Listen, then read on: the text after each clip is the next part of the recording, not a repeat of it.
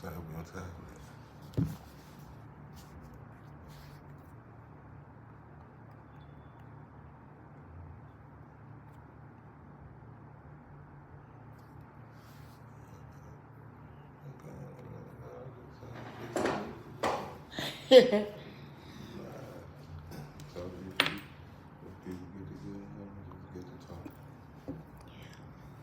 What's up? My name's Lil Lot.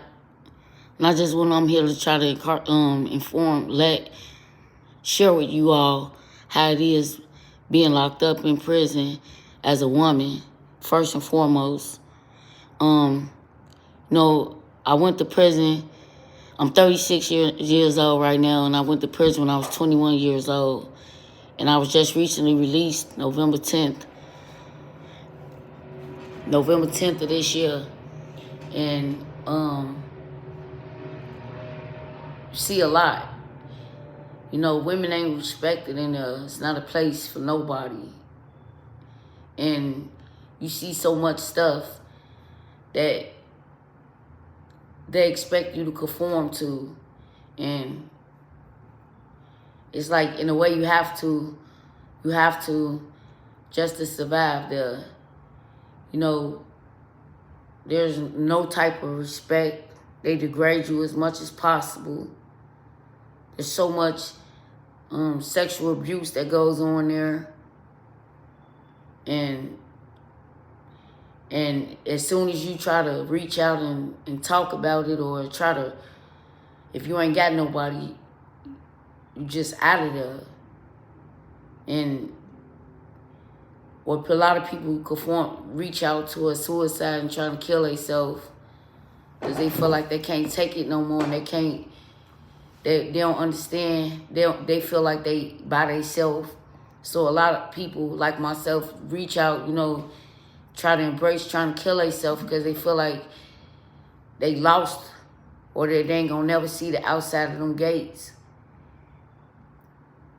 But it's only by the grace of God that I made it through, because I was in a bad space, a bad headspace, and a bad space, period.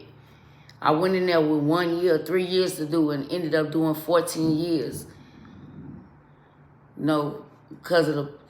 Just because they felt like they could do whatever they wanted to do, just because I was locked up there.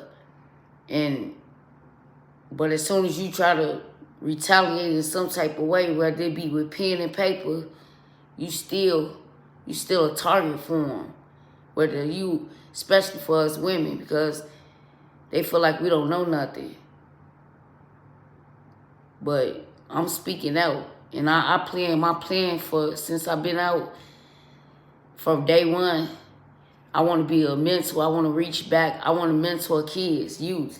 I want to be there and let them know that they ain't got to go down that road. They ain't got to do and make the same mistakes that I made. It's easy to get caught up. And, today, I ain't on there. I'm trying to do something better, and I want to mentor people because it helps me. It makes me feel good. And it makes me feel good to help other people and to see people smile, and knowing that I helped them and made a difference. I'd rather let my story stop you all, or whoever it is that's out there that hear this, that's struggling, doing whatever, or that feel like they alone. Let my story be y'all motivation and hope and inspiration to get up, to know that you can come through whatever you're going through. Because whatever you're going through, it ain't permanent. So how do you plan on going by reaching out to the youth? I plan to put my story out here to everybody on Facebook and stuff, and putting some of my work. I write poetry as well. Putting some of my work, getting my literature out there, my paperwork out there that I write. You know how to work social media yet? I know it wasn't popping when you was out, so No, not really, but now I'm been learning a lot since the little 3 weeks that I've been out. I've learned a lot. So I mean, you're gonna try to interview women that was incarcerated as well. You know, you can start your own channel up. Yeah, I wanna interview women and youth. Yeah. Young females and older females, just females, period. And that's been through some of the similarities. I know since you've been home, you've been saying that a lot have changed. Yeah, Years. A lot has changed. You know, when the first day I was out, I felt overwhelmed, and I just felt like, you know, I felt real like everything was just like looked new, and just seemed so different. From the time between 07 and now, I see a lot has changed and things is different. Yeah, a lot have changed. I know me personally coming home, a lot have changed, and I still try to force myself inside of that change, and it wasn't working well, you know, mental, you know. Right. So it weighs on you. So I know that by you being home, I know that you're seeing a lot have changed. I know that, you know, family, you know, different, you know, family, you know, deaths in the family and stuff took place. You get what I'm saying? So right. I know you have to deal with that. So how you coping with it? How do you get by your day? You know, I do a lot of journaling. I sit down and journal. You know, I reach out and talk to some of my friends and stuff and family members. But mostly I journal. That's how I get my, you know, I get my thoughts and feelings and stuff out by journaling. So, I mean, so with your story, you know, you sharing it with the world, you know, there's going to be times that people going to ask you questions about your life, and, you know, you're going to have to be strong enough to put it out there. You know, you think you could take that? You think you could be able to handle that? Yeah, I do, because I feel like my passion to want to help and make a difference on other people's lives is stronger than any fear or anxiety or nervousness I may experience.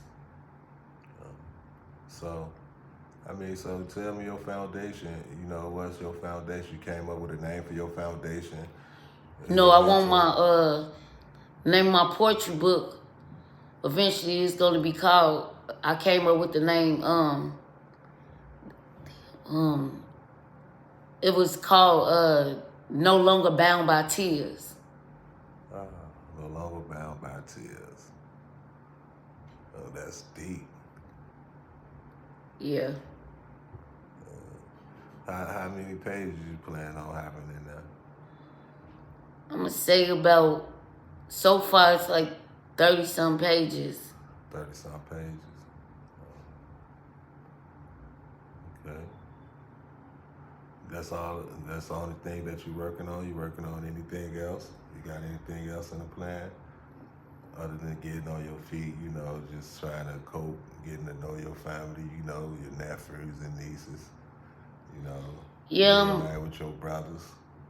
Yeah, and I'm you know, want to eventually start looking for some type of employment job. So I can help support myself too as well. Okay. Going back to school? Yeah, I signed up for GED classes, you know, at the Malcolm X Learning Center. That's good. So you plan on you're on the right track, you know? Yeah. No, I just my overall is done. Okay. How I do? I was nervous.